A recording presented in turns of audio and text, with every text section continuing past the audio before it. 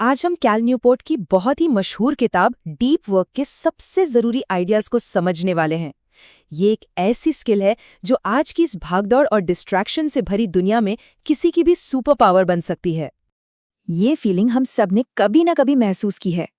पूरा दिन बिजी रहे, 1 मिनट की भी फुर्सत नहीं मिली, लेकिन जब दिन खत्म हुआ तो लगा कि असल में कोई भी जरूरी काम तो हुआ ही नहीं। आखिर ऐसा होता क्यों है?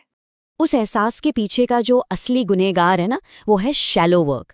मतलब ईमेल का जवाब देना, मीटिंग्स में बैठे रहना या प्रेजेंटेशन की फॉर्मेटिंग करना।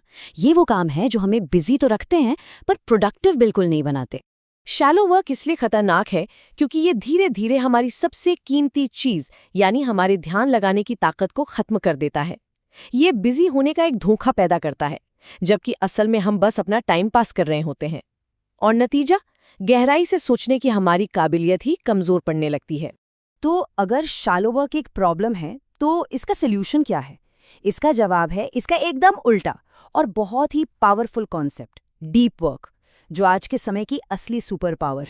अब इन दोनों में जो फर्क है ना, वो जमीन आसमान का है। डीप वर्क का सीधा सा मतलब है बिना किसी भटकाव के पूरी कंसंट्रेशन के साथ ऐसा काम करना जो सच में कोई वैल्यू ऐड करता है। यही वो काम है जो किसी को भी भीड़ से अलग खड़ा करता है। कैल न्यूपोर्ट का मेन आइडिया यही है कि क्योंकि ये स्किल इतनी रेयर होती जा रही है, इसमें मास्टरी हासिल करने से किसी को भी एक बहुत बड़ा कॉम्पिटिटिव एडवांटेज मिलता है। सोच कर देखिए, जब ज्यादातर लोग सोशल मीडिया स्क्रॉल कर रहे हैं, उस वक्त अगर कोई 2 घंटे बिना किसी डिस्ट्रैक्शन के काम कर ले तो वो कितना आगे निकल सकता है। अब अच्छी बात यह है कि डीप वर्क करने का कोई एक ही सही तरीका नहीं है। कैल न्यूपोर्ट 4 अलग-अलग रास्ते बताते हैं, जिनमें से कोई भी अपनी जिंदगी और काम के स्टाइल के हिसाब से चुन सकता है। तो ये 4 फिलॉसफी हैं: मोनेस्टिक, बाय मॉडल, रिदमिक और जर्नलिस्टिक। चलिए एक-एक करके इन्हें समझते हैं। पहला और सबसे एक्सट्रीम रास्ता है मोनास्टिक अप्रोच। इसमें इंसान खुद को दुनिया के शोर शराबे से लगभग काट ही लेता है, ठीक वैसे ही जैसे जेके रोलिंग ने हैरी पॉटर की आखिरी किताब खत्म करने के लिए खुद को एक होटल में बंद कर लिया था। एक ज्यादा बैलेंस तरीका है बाय मॉडल। इसमें हफ्ते के कुछ दिन या सिर्फ वीकेंड्स पूरी तरह से डीप काम के लिए डेडिकेट किए जा सकते हैं, जबकि बाकी का समय दूसरे कामों के लिए होता है। शायद सबसे प्रैक्टिकल तरीका है रिदमिक, जो डीप वर्क को एक रोज की आदत में बदल देता है। बिल्कुल वैसे ही जैसे रोज जिम जाने की आदत बन जाती है, वैसे ही डीप वर्क का समय भी फिक्स हो जाता है और धीरे धीरे इसमें कम विल पावर लगती है। और आखिर में है जर्नलिस्टिक अप्रोच।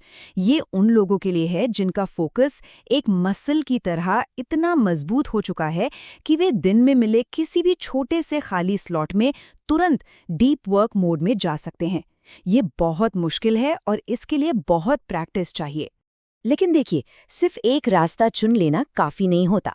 फोकस जो है ना, वो एक मेंटल मसल की तरह है जिसे जानबूझकर ट्रेन करने की जरूरत होती है। जैसे बॉडी बनाने के लिए वर्कआउट जरूरी है, बिल्कुल वैसे ही इस ट्रेनिंग को शुरू करने का एक बहुत ही पावरफुल तरीका है अपने डिजिटल जीवन का ऑडिट करना। अपने फोन में मौजूद हर ऐप को देखिए और खुद से बस एक सीधा सा सवाल पूछिए, क्या ये सच में मेरी जिंदगी को बेहतर बना रहा है या सिर्फ मेरा ध्यान भटका रहा है? इसे ही कहते हैं क्राफ्ट्समैन अप्रोच। मतलब अपने डिजिटल टूल्स को उतनी ही सावधानी से चुनिए जितनी सावधानी से एक बढ़ई अपने औजार चुनता है। किसी टूल का इस्तेमाल सिर्फ इसलिए नहीं करना चाहिए क्योंकि वो पॉपुलर है, बल्कि इसलिए कि वो आपके सबसे जरूरी गोल्स को पूरा करने में सच में मदद करता है। डीप वर्क के लिए टाइम निकालना है तो शैलो वर्क को अपनी जिंदगी से बाहर निकालना होगा। इसका एक सिंपल सा प्लान है। पहले पहचानिए कि कौन से काम शैलो हैं, फिर उन सबको दिन के एक छोटे से हिस्से में एक साथ निपटा दीजिए। और सबसे जरूरी, उन कामों और मीटिंग्स को ना बोलना सीखिए जो आपके गोल्स के लिए जरूरी नहीं है। इसके लिए सबसे असरदार टेक्निक है टाइम ब्लॉकिंग। इसमें होता क्या है कि आप अपने दिन के हर मिनट का एक प्लान बनाते हैं। हर काम को कैलेंडर पर एक घर मिल जाता है। इससे दिन आपको कंट्रोल नहीं करता, बल्कि आप अपने दिन को कंट्रोल करते हैं और ध्यान भटकना अपने आप कम हो जाता है। और अब हम आते हैं सबसे आखिरी और शायद सबसे चौंकाने वाले आइडिया पर। ये सुनने में थोड़ा उल्टा लग सकता है, लेकिन लंबे समय में सफलता के लिए ये बहुत ही जरूरी है। टॉप परफॉर्मेंस का राज इसी बैलेंस में छुपा है। जब काम करें तो पूरी इंटेंसिटी से करें, लेकिन जब आराम करें तो सच में काम से पूरी तरह डिस्कनेक्ट हो जाएं। अपने दिमाग को पूरी तरह से स्विच ऑफ होने दें। ज्यादातर लोग एक तरह की सेमी डिस्ट्रैक्शन वाली स्टेट में जीते हैं। ना तो वो कभी पूरी तरह से काम करते हैं और ना ही कभी पूरी तरह से आराम, और इसी से होता है बर्नआउट। असली प्रोडक्टिविटी तब आती है जब इन दोनों स्टेट्स के बीच एक क्लियर लाइन खींची जाए। तो एक बात समझिए, अच्छा आराम, पूरी नींद और स्क्रीन से दूर बिताया गया समय कोई लग्जरी नहीं है। ये डीप वर्क करने के लिए फ्यूल की तरह है, एक ज़रूरी शर्त है। यही वो टाइम है जब आपका दिमाग खुद को रिचार्ज करता है, ताकि आप अगले दिन अपना बेस्ट दे सकें। तो आखिर में सब कुछ बस एक चॉइस पर आके रुक जाता है। एक ऐसी चॉइस जो किसी का भी समय, एनर्जी और करियर की दिशा तय कर सकती है। तो चुनाव क्या होगा? सिर्फ बिजी दिखने का एक धोखा, या सच में कुछ हासिल करने का सुकून?